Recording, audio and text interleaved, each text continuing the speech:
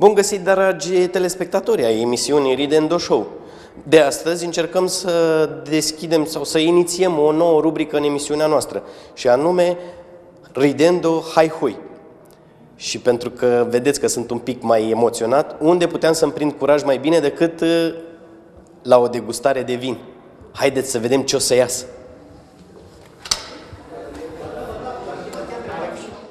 Bună-i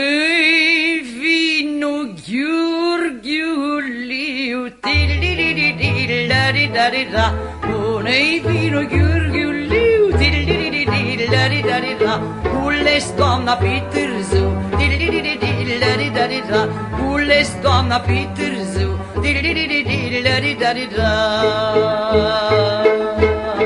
În prezentarea pe care ați făcut-o, ați spus că ați terminat mai multe facultăți, printre care și facultatea de teologie. De aici v-a venit ideea de la vinul de împărtășanie cu vinurile și magazinul online? Cu siguranță, da, dar în același timp există și o tradiție de familie. Tata a fost șef de cramă, cum era pe vremuri, la IASE, și cred că oarecum am fost bucuros să păstrez tradiția, cu toate că ideea mi-a venit un pic mai târziu. Să înțeleg că mai târziu ați descoperit stocurile tatălui dumneavoastră din...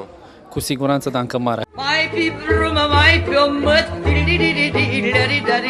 mai pe brumă, mai pe o măt, mult mai beau și nu mă îmbăt, mult mai beau și nu mă îmbăt.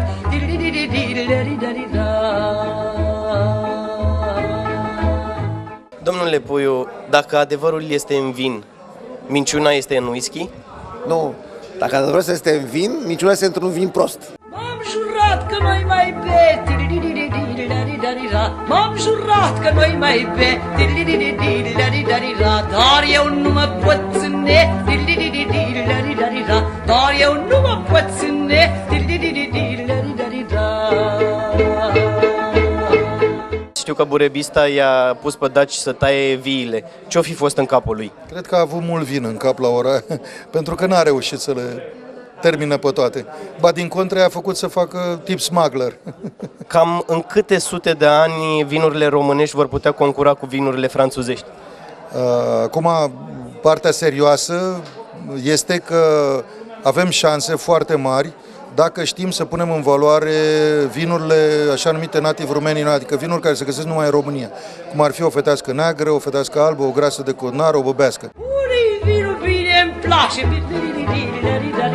pune-i vinul, bine îmi place, nu știu vii și ei face, nu știu vii și ei face.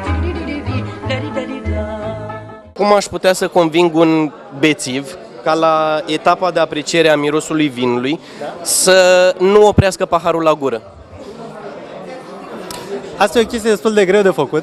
Depinde foarte mult de cât de bețive e persoana respectivă, dar ați putea să încercați să îi explicați că vinul e și altceva în afară de alcool. Vinul conține un miros, trebuie simțit, trebuie mai întâi să te bucuri de vin, dar v-am spus, în funcție de persoana respectivă, uneori e foarte greu. Știu din proprie experiență. Din câte am înțeles, vinul trebuie plimbat și pipăit prin gură. Dumneavoastră, cum pipăiți vinul în gură? Pentru că eu de fiecare dată când încerc îmi cade din gură. Asta e o partea cu pipăitul. Partea cu plimbatul e destul de simplă. Partea cu pipăitul este mai mult o chestie metaforică. Ideea e următoarea. Fiecare om are papile gustative. Atunci când ia o gură de vin, vinul se simte, de la fiecare persoană se simte diferit, în funcție de gura fiecărui om, în funcție de palatinul fiecărui om. Dar aici e mai mult un exercițiu, să zic așa, pentru foarte mulți e un exercițiu de autocontrol. Și dacă tot vorbim de pipăit, n-ar fi mai simplu să bem vinul și să pipăim o blondă, spre exemplu? Fiecare face ce vrea, din punctul ăsta de vedere, da?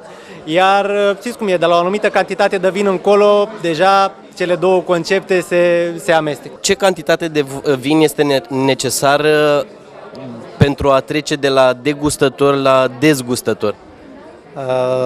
Asta depinde de antrenament și depinde de fiecare persoană în parte. Discutam mai devreme de simțul vinului, să-l pipăi, să-l miroși, să vezi postgustul, să vezi cum se prelungește. De exemplu, noi când facem degustări și când degustăm vinul, îl simțim și apoi îl scuipăm. Avem foarte multe vinuri la degustat și dacă am stat de fiecare dată să le înghițim, să înghițim fiecare cantitate de vin, într-adevăr am putea să trecem foarte rapid de la degustător la dezgustător. Vinișor de poamă rară, vinișor de poamă rară, te suien ca făr de scară, te suien ca făr de scară.